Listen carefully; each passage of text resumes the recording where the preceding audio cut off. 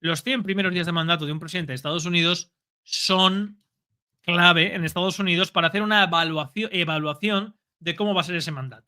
Donald Trump ha salido diciendo hoy que esta vez gobierno el país y el mundo. Donald Trump, como siempre, fiel a su estilo grandilocuente, hasta algunos poco, hasta, pues eso, televisivo, espectacular, exagerado, histriónico, ¿no? Yo veo a Donald Trump muy así. Donald Trump es pues lo típico, perro ladrador, grandes titulares, grandes declaraciones, ¿no? Donald Trump sabe muy bien cómo captar la atención de la gente, sabe que en un mundo en el que los estímulos están por todas partes hay que impactar en la gente, hay que ser bruto, hay que ser...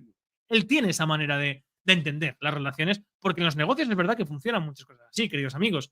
Los negocios muchas veces son apariencias, son números, son ficciones, son... yo he conocido gente que no tenía un duro en el bolsillo, pero que luego invita a otro a un restaurante como si le chorreara el dinero. ¿Por qué? Porque mantenerse más o menos en ese nivel de vida se basa en la apariencia, aunque su empresa esté rozando la quiebra. Pues Donald Trump se mueve mucho en este ámbito y entiende que la política es esto. Bueno, y estos han sido también los 100 primeros días de Donald Trump.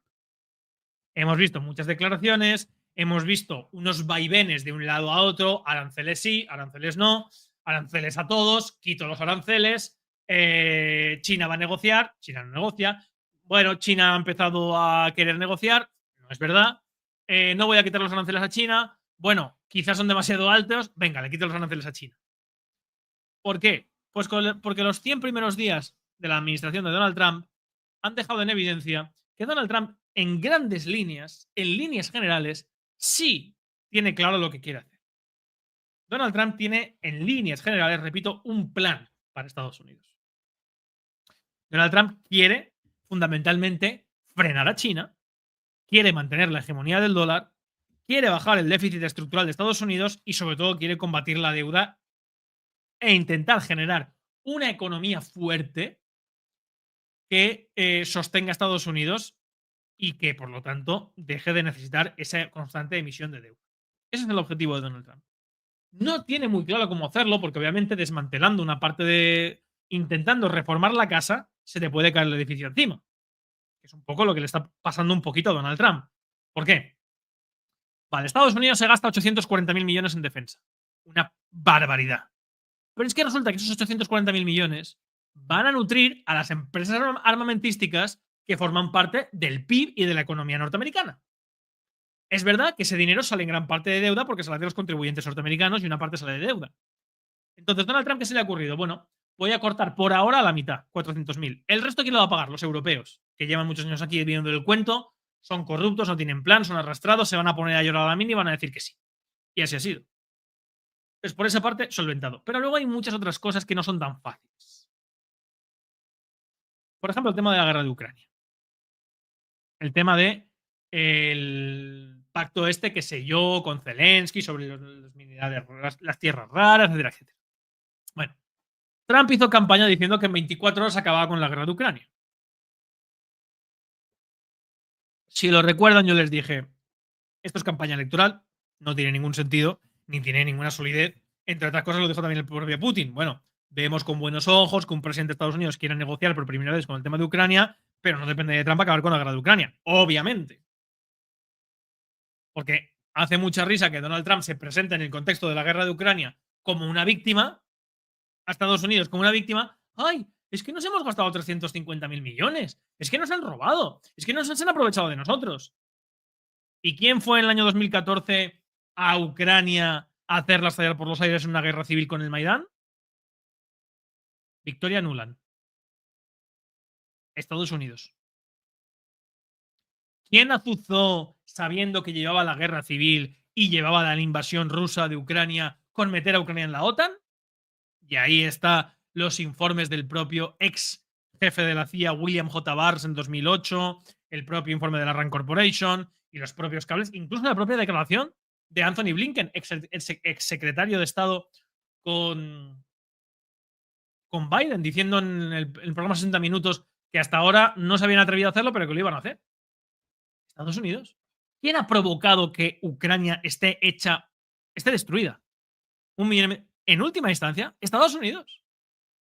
Pero que venga Donald Trump para decir, no, es que se me ha aprovechado de nosotros, nos han robado 350.000 millones. No, esos 350.000 millones, como bien dijo el jefe de los republicanos en el Senado, Mitch McConnell, han ido a los bolsillos de las armamentísticas norteamericanas, que a su vez tienen un pequeño agujerito, pequeño para lo que es lo que ganan las armamentísticas, ojito, el complejo militar industrial, pero tiene una parte que tiene un agujerito y va a los bolsillos de algunos, como los Blinken, como los Clinton, como los Bush y como los Obama. ¿Eh? Entonces, Donald Trump ha venido con el tema de la paz, voy a traer la paz, voy a traer la paz, voy a traer la paz, y dijimos que no va a haber paz. Yo le voy diciendo, no va a haber paz. Zelensky está muerto y está acabado. Por eso, en gran medida, no va a haber paz. Primero, los que quieren guerra solo la van a tener sosteniendo a Zelensky. Segundo, solamente puede haber paz con un alto el fuego que lleve unas elecciones para un gobierno legítimo, porque el de Zelensky lleva caducado un año, se mantiene en el poder merced exclusivamente a la fuerza, y terminar ese proceso de elecciones y de gobierno legítimo con un acuerdo de paz. Eso no va a pasar. Porque Zelensky no se le da salida. Es que Zelensky no tiene salida. Es que Zelensky, en el momento en el que deje de ser presidente de Ucrania, muere. Muere históricamente porque toda la propaganda que se ha construido a su alrededor, ficticia, mentira, caerá y se quedará y saldrá. Bueno, lo que saldrá de ahí. Rayos y truenos van a salir de la época de Zelensky en el poder con Azov y compañía. Ya tienen algunas muestras en el canal de cuando yo mismo estuve en Ucrania, en Mariupol, entrevistándola.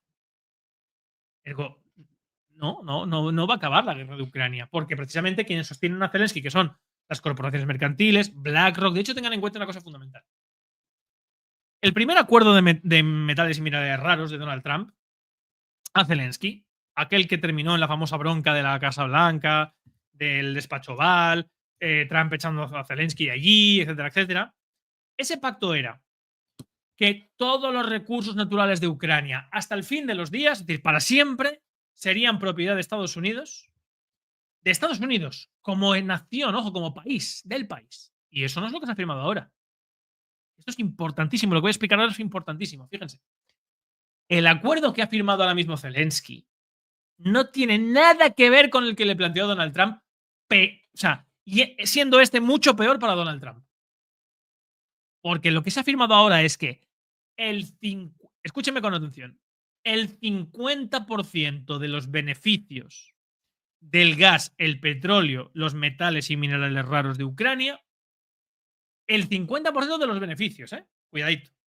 Es decir, explotarán ciertas empresas norteamericanas, pero de esa explotación que hagan las empresas norteamericanas, la mitad de lo que ganen irá para Ucrania y la otra mitad irá ¿para quién? Para un fondo de inversión norteamericano. Ni siquiera para el gobierno de Estados Unidos. ¿Qué fondo de inversión? Puede que sea uno que empiece por Black y acabe por Rock, que ya tiene el 50% de Ucrania, perdón, el 30% de Ucrania. Con lo que ha firmado Trump es una payasada. Trump ha firmado una payasada que ya existe, esos acuerdos ya existen firmados, es que ya existe. BlackRock ya tiene comprado el 30% del suelo ucraniano. Ya está, eso ya está hecho. Entonces, ¿qué ha sacado Trump? Nada, humo, un pacto con un gobierno ilegítimo, redundante, encima sobre un grupo de inversión que ya tiene pactos con ese gobierno.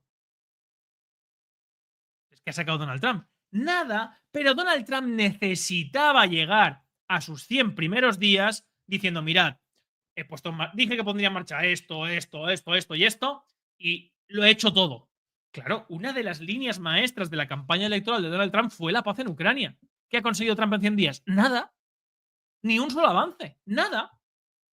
¿Saben ustedes lo mal que queda Donald Trump con esto? Pues Donald Trump necesita decir, mirad, tengo aquí el acuerdo, he firmado un acuerdo con Zelensky para que por lo menos se nos devuelva a los norteamericanos los 350.000 millones que nos han robado con la guerra, tal, no sé cuánto. Es un discurso, es un eslogan, no es verdad, no es real. Lo que ha firmado Zelensky es un pacto con BlackRock, que ya lo tenía firmado desde el inicio de la guerra, por el reparto de los beneficios en la explotación de los materiales de Ucrania. Ya está. No hay alto el fuego, no hay acuerdo de paz, no hay elecciones a la vista, que es lo que se pedía. No hay nada de eso, no hay paz a la vista. Pero Trump necesita intentar sacar agua del pozo, aunque este esté seco y agrietado, porque está viendo que gran parte de las cosas que le había prometido el pueblo norteamericano llega al momento clave y poco tiene que ofrecer. Poco tiene que ofrecer. Porque la gestión de Elon Musk en muchos puntos ha sido positiva, pero en otras ha sido totalmente. O sea, cuando entró en el tesoro, un empresario, el empresario más rico del mundo, Elon Musk, propietario de un montón de empresas, entra en Hacienda y pide el acceso a todos los documentos sensibles y confidenciales donde están obviamente todos sus competidores. Es que eso es ilegal. Tuvieron que hacer una comparecencia pública en el despacho Oval con el hijo de Elon Musk haciendo el imbécil por ahí para despertar ternura. Ay, mira, evocando un poco aquellas fotos de la revista Life en el 62, cuando Kennedy salía con su hijo en el despacho Oval jugando debajo del escritorio Resolute, ese Camelot. No lo consiguieron, porque estaba Donald Trump con esta cara que tiene él de que no sabe si está esperando el autobús o está esperando a ver si le toca el bingo. Y Elon Musk con el hijo, que el hijo estaba ahí, no sé si le darán Ritalin o qué pasa, que no estaba quieto. Y encima pegando un moco en la mesa, pegando un moco en el Resolute, en el escrito más famoso de la historia de Estados Unidos. Entonces, claro, tengan en cuenta una cosa fundamental, que Donald Trump llega a los 100 días con uno de los índices de popularidad más bajos de la historia de las presidenciales de Estados Unidos. Los primeros 100 días del mandato de un presidente de Estados Unidos, como les he dicho, en Estados Unidos son clave para medir, primero, el grado de aprobación y, segundo, lo que puede suponer esa administración. Aquí tienen la valoración del pueblo norteamericano por presidente en los primeros 100 días. Si se dan cuenta, la mayor ha sido la de Kennedy. Es verdad que aquí hay una gran parte de trabajo que se hace a través de la compra y subvención a los medios de comunicación. Como ustedes ya saben, el padre de John Fitzgerald Kennedy, Joseph Kennedy, el archiconocido embajador en Reino Unido, que no pudo presentarse a presidente porque había sido partidario de la pacificación con Hitler y previa a la Segunda Guerra Mundial, pues era millonario por las exportaciones e importaciones con Europa, Estados Unidos, y pagó gran parte de la campaña de su hijo y también la popularidad y la campaña. Los Kennedy eran básicamente una agencia de comunicación, más que otra cosa.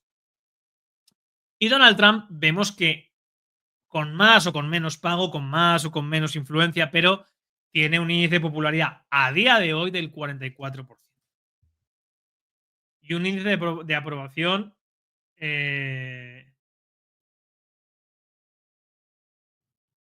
pues entre los republicanos muy buenos, pero el conjunto de la ciudadanía bastante pobre. ¿Y esto por qué ha pasado? ¿Por qué ha pasado que Donald Trump en estos primeros 100 días no está teniendo, digamos, ha bajado su popularidad? Bueno, muy sencillo. Porque Donald Trump ha implementado una serie de medidas que no ha sabido trasladarle a los ciudadanos. Miren, tú a Estados Unidos le vuelas las Torres Gemelas y les dices, esto ha sido Saddam Hussein. Vamos a invadir Irak. Y tienes una cola kilométrica de gente listándose para ir a morir a la guerra de Irak, que es una guerra que todo el mundo sabía que era por petróleo, que no tenía nada que ver Saddam Hussein y que no tenía armas de destrucción masiva ni nada. Pero se manipula muy fácilmente y se crea una conciencia de defensa inmediatamente por el patriotismo tan ferviente que hay en Estados Unidos. Ahora bien, tú le dices a los norteamericanos, China nos está ganando, China nos está quitando los empleos, China nos está consiguiendo desplazar de la esfera internacional a través del mercado, tenemos que ponerle aranceles a China. Eso implica que el ciudadano norteamericano al día va a decir, bueno, sí, aranceles a China, que se joda China, sí, vale, bueno. Aranceles es que el ciudadano va a pagar más por un producto que se fabrica en China y se vende en su país. Ergo, claro, cuando los ciudadanos, que ahí fue cuando la popularidad de Donald Trump hizo ¡brum! Y cayó bastante. Porque de repente muchos ciudadanos norteamericanos se fueron a comprar y dijeron, hostia, esto valía $2 y hoy vale 50. Claro, porque Donald Trump ha puesto aranceles a China, China ha respondido, Trump ha respondido, China ha respondido, y resulta que Estados Unidos tiene una dependencia mayor de China de la que China la tiene de Estados Unidos a nivel de productos, particularmente en elementos fundamentales para la tecnología, como son las tierras raras, donde China procesa el 90%. El 90% de todas las tierras raras del mundo las procesa China. Y esto es clave y fundamental para la elaboración de componentes tecnológicos. Es decir, Silicon Valley, Nvidia, Apple, etc. Entonces, se pueden imaginar que el ciudadano norteamericano no entiende que está defendiendo a Estados Unidos cuando tiene que pagar 20, 30, 40 o 100 veces más el valor de un producto que sale de su bolsillo que cuando tiene que ir a morir a una guerra absurda. Lo sé, es así, pero es que es así. La gente no lo entiende esto, ni lo ha entendido. Y esto ha tenido un impacto muy fuerte en Donald Trump, porque finalmente, ¿qué ha tenido que hacer Donald Trump? Dar marcha atrás. ¿Esto está haciendo daño a la economía china? Sí, pero muchísimo menos de la que está haciendo la norteamericana. Yo entiendo que aquí la gente quiere defender a Donald Trump porque la gente está en el discurso simplista de conservadores, progresistas, los woke contra los nacionalistas, los buenos, los malos y estas gilipolleces que se ponen para que la gente no piense. Pero queridos amigos, no se equivoquen. China lleva desde el año 2015, aparte que China no es comunista. China tiene de comunista el nombre. Ya está. O sea, China es un país capitalista. Y a años luz de Europa por delante a día de hoy. Miren, resulta, queridos amigos, que China en el año 2014 observó lo que pasó con Rusia. Dijo, interesting. O sea que de repente Estados Unidos revienta Ucrania como podría ser Taiwán para China, territorio que siempre ha formado parte de China, igual que Ucrania siempre ha formado parte de Rusia, siempre ha sido Rusia, de hecho es tierra histórica. El ducado de Kiev fue el que fundó Moscú. O sea que Estados Unidos revienta aquí, provoca una guerra civil y encima empiezan a poner las sanciones a Rusia y a intentar joderla económicamente en el año 2014, con el tema de Crimea. Y China hace, sí, sí, Vale. Claro.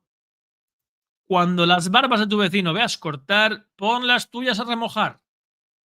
Y los chinos son muchas cosas, pero imbéciles no son. De hecho, tienen una de las filosofías milenarias más buenas de toda la historia de la humanidad y de todas las civilizaciones, como es la confuciana, que no se basa en la religión ni en un dios, sino en las relaciones de buena vecindad y el principio de urbanidad.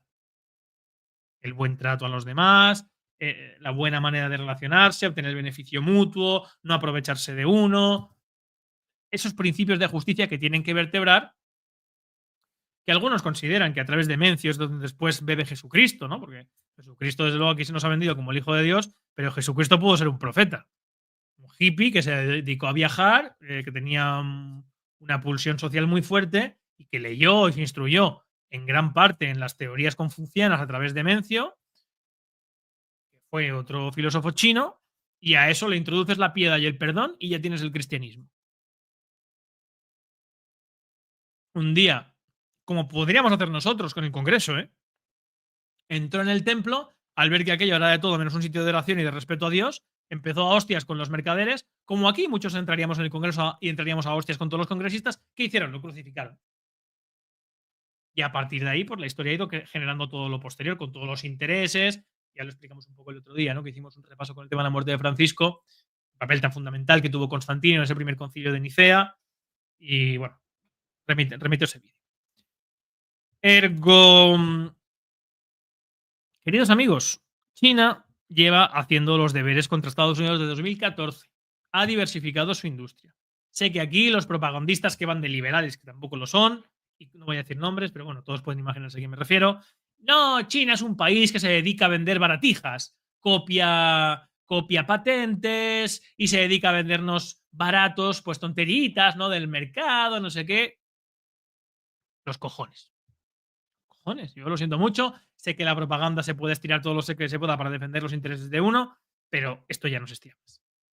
China tiene el G5. China tiene ahora mismo taxis no tripulados voladores. Cualquiera que busque vídeos de China en internet y ve el futuro. Lo que ve es el futuro. China es ahora mismo el país con mayores patentes nuevas tecnológicas del mundo. Tiene la mayor ciudad tecnológica del mundo. Y no. China tiene algunos problemas, como tienen muchos países, pero China puede aguantar mucho mejor que Estados Unidos este duelo. Pero muchísimo mejor. Y además es el segundo mayor tenedor de deuda de Estados Unidos. El segundo. Ergo Donald Trump, vamos a ver. Yo no estoy diciendo que está haciendo bien o mal. Lo que estoy diciendo es que quizá ha llegado tarde. Y que el pueblo norteamericano esto no lo va a entender. Y no lo está entendiendo. Y Donald Trump, además de esto, pues está viendo estos primeros 100 días, está acusando algunos errores, como el de Elon Musk, que he explicado antes, como el de Mike Waltz, aquel famoso grupo de Signal en el que metieron a un periodista, bajo mi punto de vista, porque querían que el periodista filtrara la conversación, querían que el periodista dijera, miren, están discutiendo la administración Trump, porque los mensajes iban en esa línea, ¿no? Los mensajes que se publicaron en ese grupo es, tenemos que atacar a Yemen para defender a Europa otra vez, no, joder, vamos a salvar a Europa, pero es que siempre igual, es que quizá deberíamos retrasarlo porque el público no lo va a entender, ¿no? Ellos querían que se filtrara esto, y no es lo mismo decirlo que lo filtre un periodista. Claro, no contaban que se iba a aprovechar precisamente contra ellos. En plan, en vez de filtrar el mensaje de la conversación, cambiar el foco y decir, miren, meten por error a un periodista en un grupo de Signal. Claro, tengan en cuenta que si se hubiera hecho lo que quería la administración Trump, que es que el periodista filtrara la información sin revelar que le habían metido en un grupo, hubiera quedado una noticia fantástica y sensacional para justificar el ataque en Yemen. Pero es que lo que se filtró es que le habían metido en el grupo. La noticia no fue lo que se estaba hablando en el grupo. La noticia es que se metió a un periodista en el grupo. Y se presentó como un fallo de seguridad, una irresponsabilidad, una brecha de seguridad monumental por parte de la administración Trump. Muchas cosas de estas que no se piensan correctamente en su momento y provocan estas cagadas que está acusando a la administración también Trump. Y que nada más y nada menos que hoy ha supuesto el cese del asesor de seguridad nacional Mike Waltz, que ha sido hoy cesado de su cargo por esta presión social. Porque Donald Trump, esto es lo que más le preocupa. Donald Trump sabe que no puede llevar su plan a cabo sin la aprobación de la ciudadanía norteamericana, porque Estados Unidos es un país democrático. Dentro de año y medio hay elecciones al Congreso y al Senado, y requiere de la Cámara Legislativa y requiere de senadores y congresistas que puedan apoyar sus políticas para poder llevar a cabo lo que él quiera hacer. Entonces, veremos de qué manera, pero desde luego Donald Trump, repito, está teniendo unos 100 días muy, muy, muy controvertidos que no se están traduciendo en lo que él querría, ¿no? Como siempre pasa en la política, hay muchas variables, hay muchos intereses. Miren, a nosotros nos simplifican lo que pasa de una manera que no se pueden ustedes ni imaginar, hasta el absurdo muchas veces. No se pueden imaginar la cantidad de agentes que hay constantemente de muy diferentes y las muy diferentes partes que hay interesadas en meter mano, en manipular, en llevarse hasta su terreno, en tal. O sea, muchísimo. Y hasta aquí toda la información que quería comentarles.